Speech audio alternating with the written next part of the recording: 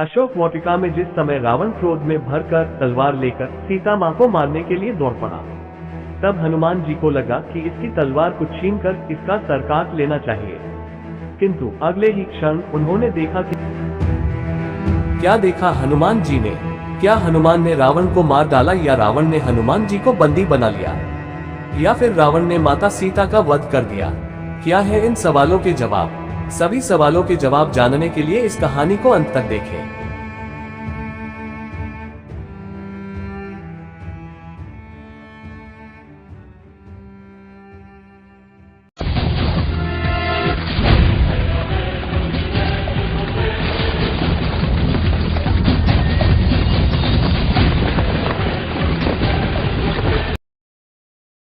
आज की प्रेरणादायक कहानी, मैं न होता तो क्या होता।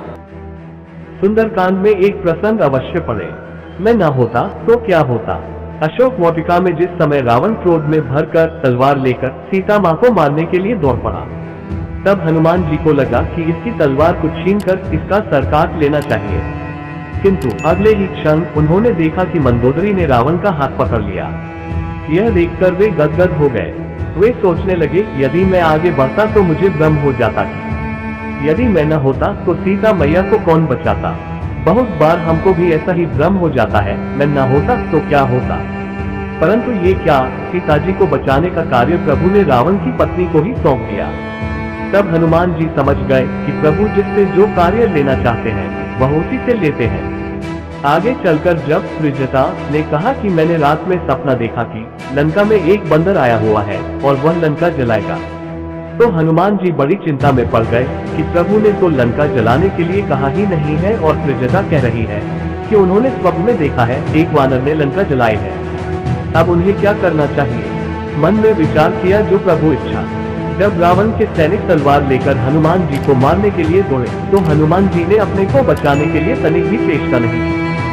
सैनिकों ने हनुमान जी को बंदी बनाकर रावण के सामने दरबार में पेश किया और बताया कि कैसे इसने पूरी अशोक वाटिका को उजाड़ दिया है। ये सुनकर रावण को क्रोध आ गया और उसका गुस्सा 7वें आसमान पर पहुंच गया। उसने आदेश दिया कि इस वानर को मृत्युदंड दिया जाए। परंतु जब विभीषण ने उठकर कहा कि दूत को मारना अनीति है, तो हनुमान जी समझ गए कि मुझे बचाने के लिए प्रभु ने यह उपाय कर दिया है। आश्चर्य की पराकाष्ठा तो तब हुई जब रावण ने कहा कि ठीक है, बंदर को मारा नहीं जाएगा, पर इसकी पूंछ में कपड़ा लपेटकर घी डालकर आग लगाई जाए। तो हनुमान जी सोचने लगे कि लंका वाली सृजता की बात सच थी, वरना लंका को जलाने के लिए मैं कहां से घी, तेज, कपड़ा लाता और कहां आग ढूंढता। पर वह प्रबंध भी आपने रावण से करा दिया। जब आप रावण से भी अपना काम करा लेते हैं, तो मुझसे करा लेने में आश्चर्य की क्या बात है। इसलिए सदैव याद रखें कि संसार में जो हो रहा है वह सब ईश्वरीय विधान है। हम और आप तो केवल निमित्त मात्र हैं। इसीलिए कभी भी ये भ्रम न पालें, मैं न होता तो क्या होता। दोस्तों, इसी तरह से आप अपने जीवन में जिस किसी भी कार्य को कर रहे हैं, तो ये जान ले और मान ले कि आपके द्वारा जब किसी भी जीव का भला होता है, तो उसमें बिल्कुल भी अहम नहीं करना, क्योंकि ये प्रभु की असीम कृपा है आप पर कि उस शुभ कार्य को करने के लिए प्रभु ने आपको चुना है।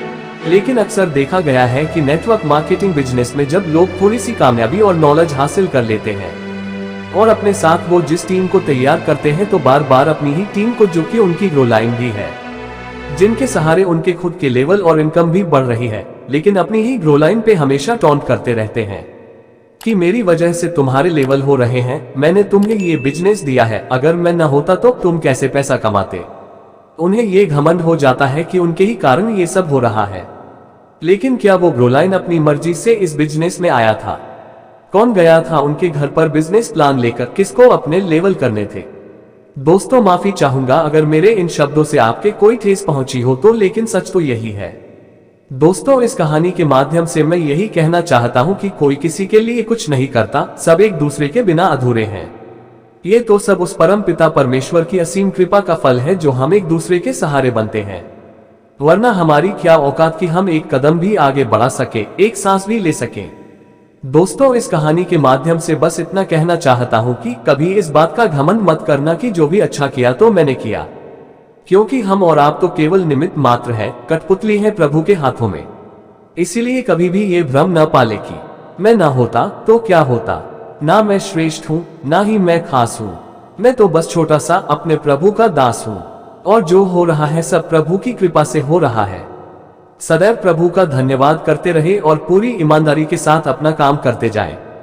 जो आपके साथ चल रहे हैं उनका साथ देते रहें, और जो साथ नहीं चल रहे उन्हें समझाएं जरूर, लेकिन उनको टॉन्ट न करें, क्योंकि अक्सर देखा गया है कि इस तरह से किसी को टॉन्ट करने से झगड़े उत्पन्न होते हैं, रिश्ते खराब होने लगते हैं, घमंड और एक दूसरे के प्रतिहीन भावना उत्पन्न होने लगती है, और फिर बदनाम होती है नेटवर्क मार्केटिंग बिजनेस। तो दोस्तों, यदि भूल से भी ऐसी गलती आप कर रहे हैं तो इसको आज से बल्कि अभी से सुधारें, क्योंकि यही जीवन की सच्ची शांति और खुश रहने का सार है। धन्यवाद। दोस्तों, मुझे पूरी उम्मीद है कि आपको आज की यह कहानी जरूर पसंद आई होगी। प्रिय मित्रों, आप अपने इस चैनल को लाइक, शेयर, सब्सक्राइब जरूर करें, ताकि आपको ऐसी मोटिवेशनल कहानियों का नोटिफिकेशन सबसे पहले मिले। और हाँ दोस्तों, बेल आइकन को प्रेस करना ना भूलें। धन्यवाद, थैंक यू, शुक्रिया, नमस्कार। सदैव प्रसन्न रहिए, स्वस्थ रहिए, नित्य याद करो मन से प्रभु को। प्रभु आपका हर पल मंगलमय करते रहें।